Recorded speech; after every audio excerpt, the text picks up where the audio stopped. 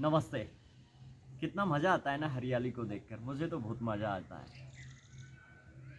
और मुझे लगता है सभी लोगों को हरियाली बहुत अच्छी लगती है, लेकिन कुछ लोग हरियाली को नष्ट कर रहे हैं। चलो, आज का विषय अपना ये नहीं है। आज का विषय है तनाव और डिप्रेशन को लेकर। बहुत से व्यक्तियों को तनाव और डिप्रेशन आज एक आम समस्या होती जा रही है। इसके पीछे रीज़न भी बताऊंगा, ये क्यों बढ़ती जा रही है। रीजन बताने से पहले तो हम जान लेते हैं ये एक्चुअल में होती क्या है, किसे कहते हैं तनाव और डिप्रेशन। तनाव और डिप्रेशन एक मानसिक विकार है। ये मन की, हमारे मस्तिष्क की बनाई हुई एक बीमारी है। इस स्थिति में व्यक्ति किसी भी खुशी के मौके पर प्रसन्न होने में असमर्थता व्यक्त करता है या असमर्थ हो जाता है, तो इसे ही तनाव की स्थिति कहते हैं। किसी भी चीज़ में उसका मन नहीं लगना, खोया हुआ सा रहना, किसी से विशेष बात नहीं करना, इसे ही तनाव की स्थिति कहते हैं। तनाव की स्थिति में इसका इलाज क्या है और कैसे इसका इलाज संभव है, इसको बताता हूं मैं आपको अच्छे तरीके से, डीपली। देखिए, आप लोग बहुत समझदार हैं। जितनी भी बीमारियां जो है, ये तनाव की जो भी बीमारी है ना, वह हमारी मानसिक बीमारी है, मन की बीमारी। और जितनी भी मेडिकल जो है, वो दवाइयाँ जो है हमारे शरीर पर काम करती है, मन पे काम नहीं कर सकती है। अब आपको बात समझ में आ रही होगी, जब ये दवाइयाँ मन पे काम करती हैं, जब ये दवाइयाँ मन पे काम नहीं करती हैं, तो फिर डॉक्टर लोग कैसे ठीक कर देते हैं तनाव को लोगों का। इसके पीछे गहरा राज ये है कि हमारा शरीर ही उस चीज़ को, जिस चीज़ से हमें डिप्रेशन था, तनाव था, उसको वो भुला देता है। कैसे, अभी मैं बताता हूँ। बहुत अच्छा गणित है जो कि डॉक्टर लोग इसको इस तरीके से फॉलो करते हैं और उसको व्यक्ति को रिजल्ट देने में कहीं कुछ परसेंट सफल भी हो जाते हैं। जब ये शरीर पर दवाई काम करती है, डॉक्टर लोगों को ये अच्छे से मालूम है ये दवाई शरीर पे काम करेगी। मेमोरी के बारे में भी उनको बहुत अच्छे से पता है। व्यक्ति अपनी मेमोरी को, उसकी मेमोरी और क्षमता किस तरीके से होती है। हर वो चीज़ जो काफ़ी सालों तक हमारे रिपीटेशन में नहीं आता है, जिसका हम दोबारा से रिपीट नहीं करते हैं, तो वो धीरे धीरे समय के साथ स्वतः ही समाप्त हो जाती है। जैसे मान लो कि किसी के फादर या मदर या ब्रदर कोई ख़त्म हो गया है, तो उस स्थिति में क्या होता है, वह व्यक्ति धीरे धीरे समय के साथ उन पलों को भूलता चला जाता है, याद नहीं आता है, और धीरे धीरे वो उस दुख की स्थिति से बाहर आ जाता है। ऐसे ही ये दवाइयाँ काम करती है। हमारे मस्तिष्क को, हमारे ब्रेन को ये दवाइयाँ हर समय सुलाए रखती है। जब हमारा दिमाग अनएक्टिव रहेगा, तो वो विचार कैसे एक्टिव रह सकते हैं, क्योंकि हमारा दिमाग ही एक्टिव नहीं है, अनएक्टिव है। तो वो विचार भी, जिसके कारण हमें डिप्रेशन और तनाव था, वह भी एक्टिव नहीं हो पाते हैं। और जब ये लंबे समय तक दवाइयाँ रेगुलर समय पर दी जाती हैं, तो एक समय ये आता है कि हम उन पुरानी स्मृतियों को, जो हमारे रिपीट नहीं करने के कारण वो हमारे मस्तिष्क से धीरे धीरे स्वतः ही डिलीट होना चालू हो जाती है, और कई और अन्य लेयर उसके ऊपर चढ़ जाती है, जिसके कारण व्यक्ति उस तनाव और डिप्रेशन से निकल जाता है। अब बात आती है, क्या ये तरीका सही है? देखो, सही तो नहीं कहूँगा मैं इस तरीके को, क्योंकि इस तरीके से व्यक्ति की केवल वो जिसके कारण उसको डिप्रेशन था, केवल वही स्मृति उससे डिलीट नहीं होती है, इसके साथ साथ बहुत सी जो आवश्यक स्मृतियां है वह भी उसके मस्तिष्क से डिलीट हो जाती है। जैसे मान लो एक व्यवसायी व्यक्ति है जो अपने दिमाग का इस्तेमाल बहुत अच्छे से करता था, लेकिन तनाव के कारण उसको दवाइयों का सेवन करना पड़ा, तो उसका दिमाग जो पहले की तरह काम कर रहा था उस तरीके से काम नहीं कर पाएगा। क्यों? क्योंकि वो उन चीज़ों को भी याद नहीं रख पाएगा जो कि पहले याद रख पाता था। खोया हुआ सा रहेगा, एकदम स्फूर्ति से लैस रहेगा, नींद आती रहेगी हमेशा, क्योंकि ब्रेन को हमेशा सुलाए रखेंगे और उस विचार पर ध्यान जा ही नहीं पाएगा। तो व्यक्ति धीरे धीरे उस तनाव से मुक्त हो जाता है। मैं खुद योगा टीचर हूँ और मैंने बहुत से लोगों को इसके संबंध में उसको बताया भी है किस तरीके से अपनी समस्याओं से निजात पा सकता है। तो ये तो डॉक्टर लोग अपना इस तरीके से इलाज इस बीमारी के लिए करते हैं, लेकिन आज मैं आपको बताऊंगा एक योग के माध्यम से हम इस बीमारी से किस तरीके से दूर हो सकते हैं। सबसे पहले तो हम कारण जानने की कोशिश करेंगे, क्योंकि क्या कारण है। यदि हम कारण पे जाते हैं और कारण का हमें पता चलता है तो व्यक्ति का इलाज करना काफ़ी हद तक सफल हो जाता है। तो कुछ एक पॉइंट मैंने बनाए हैं, लिखे हैं, वो मैं आपको बताता हूं जिसके कारण तनाव होता है।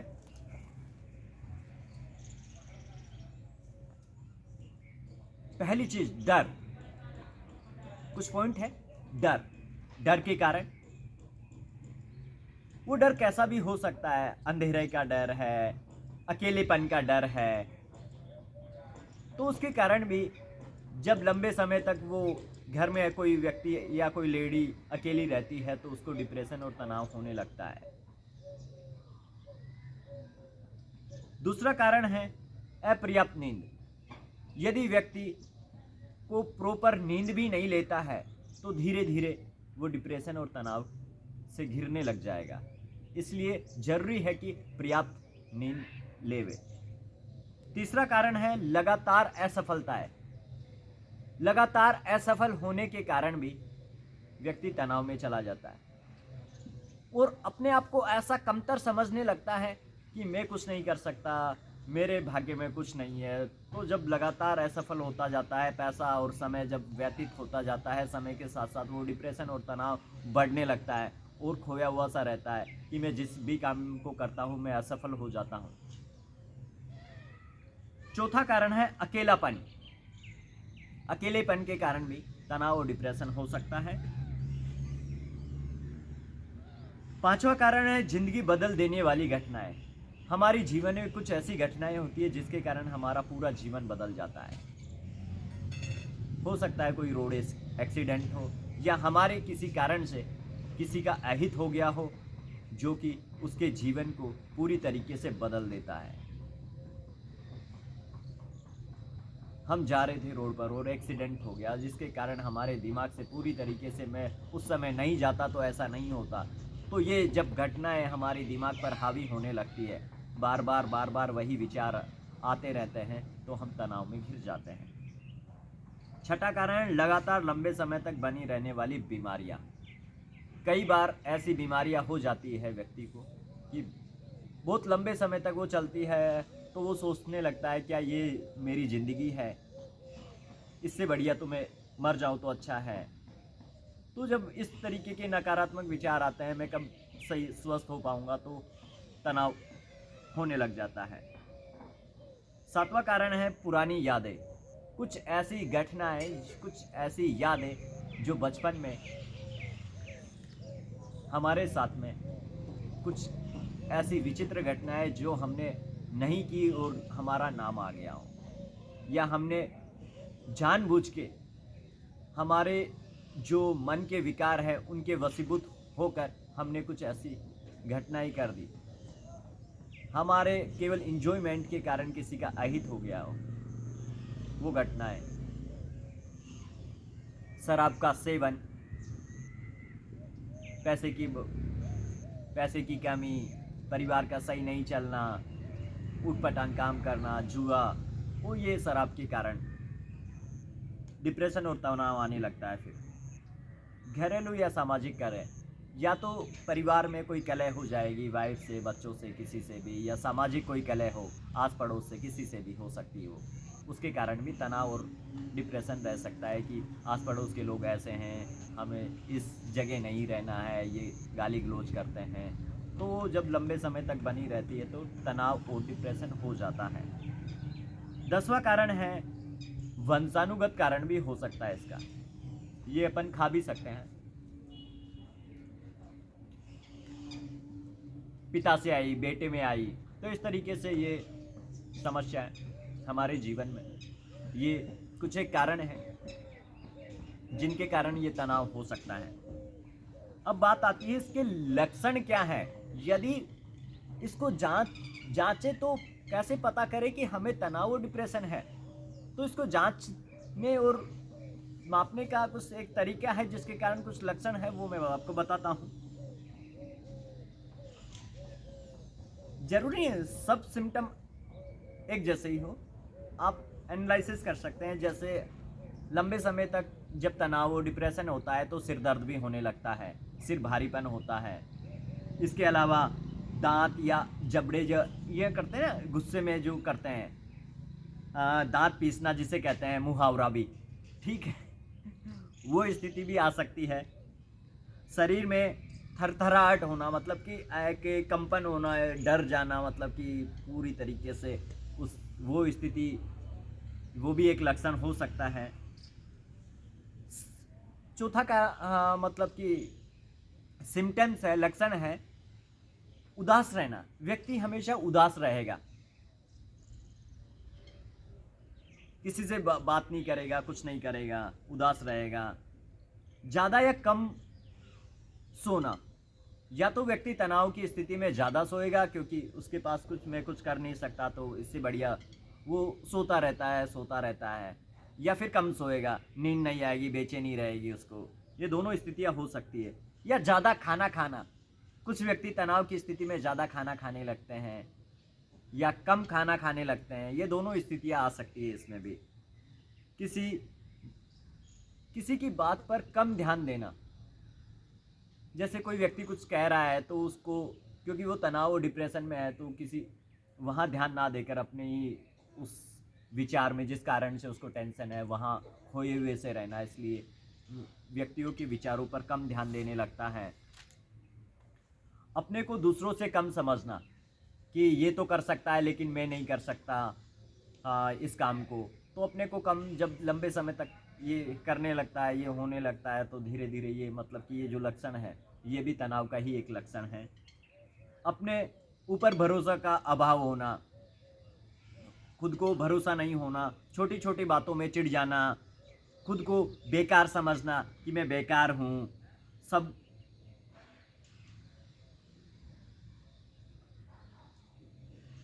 एक होता है ना, जब तनाव में व्यक्ति बहुत ज़्यादा हो जाता है तो उसको डिप्रेशन इस कदर हो जाता है कि वो सुसाइड का भी सोचने और विचार करने लगता है। तो ये एक लक्षण है, वो विचार करने लग सकता है। कम बोलना, बहुत कम बोलने लगता है, किसी बात पर गौर नहीं देता है कोई कहता है तो। अब बात आती है तनाव को हम किस तरीके से दूर कर सकते हैं। पहले तो कुछ एक पॉइंट जो मैंने लिखा है वो मैं आपको बता देता हूँ, और अंत में आपको योग के माध्यम से किस तरीके से हम तनाव से पूरी तरीके से मुक्त हो सकते हैं उस विचार पे आएंगे। इसलिए वीडियो पूरा देखते रहें। आप हो सकता है बोर हो रहे हो, मुझे लगता है आप बोर हो रहे होंगे, हाँ, बस थोड़ा सा देर और प्लीज़ देखते रहें। व्यायाम या योग का अभ्यास द्वारा हम तनाव को दूर कर सकते हैं। दूसरा पॉइंट है स्वस्थ आहार का सेवन या सात्विक भोजन भी हमें आहार का मन पर जैसे प्रभाव पड़ता है ना, बस वही आहार का मन पर और मन का शरीर पर प्रभाव पड़ता है। शराब के सेवन से दूर, भरपूर नींद लेना है।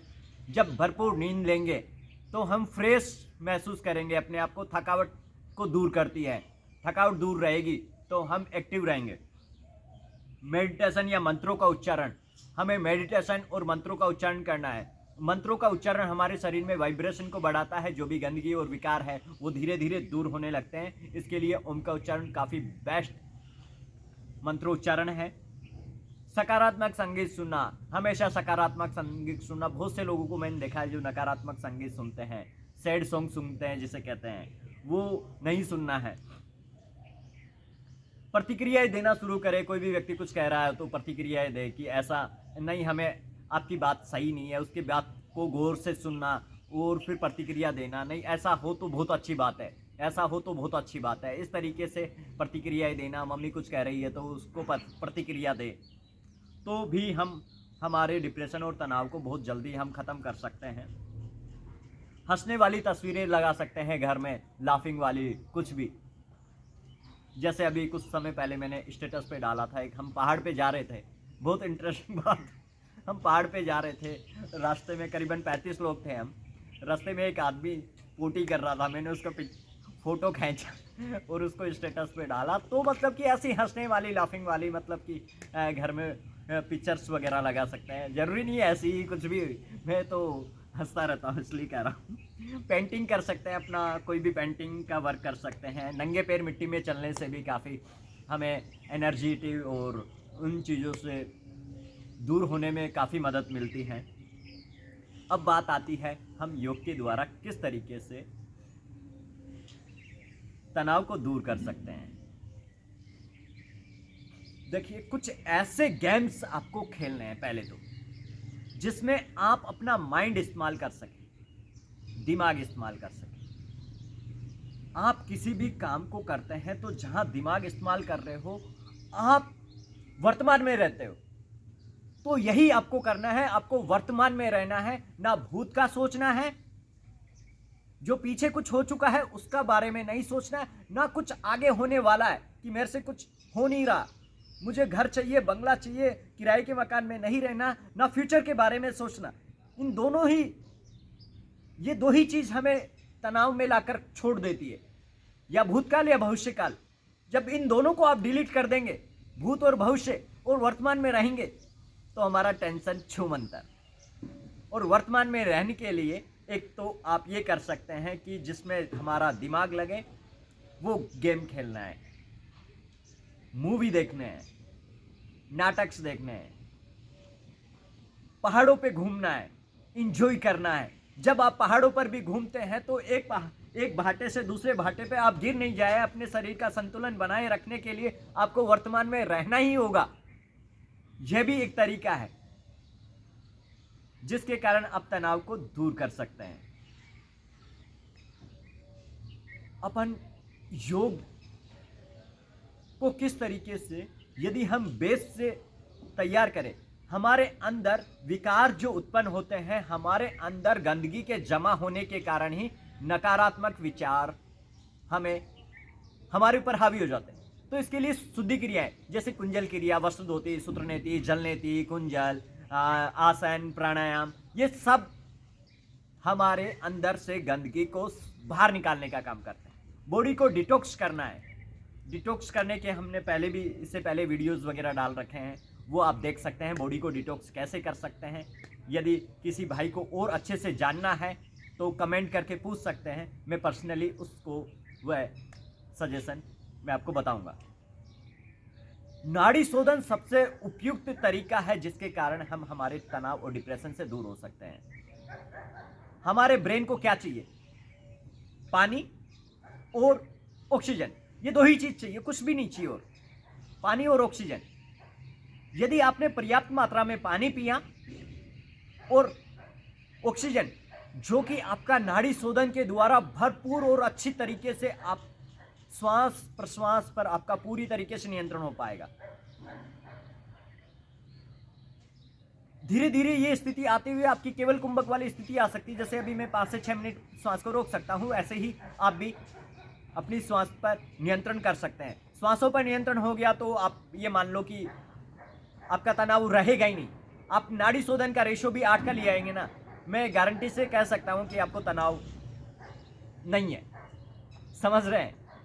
इसलिए आपको नाड़ी शोधन पर ध्यान देना है, शुद्धि क्रियाओं पर ध्यान देना है, बॉडी को डिटॉक्स करना है, और बस यही तरीके हैं। सात्विक आहार लेना है, हरे पत्तेदार सब्जियां और वगैरह ये खाते रहना है। इस तरीके खाते रहे। ये गाजर के पत्ते बहुत अच्छे होते हैं, उसे खाते खाते आपको मज़ा आ जाएगा। आहा हा हा, आहा हा हा, आहा हा हा।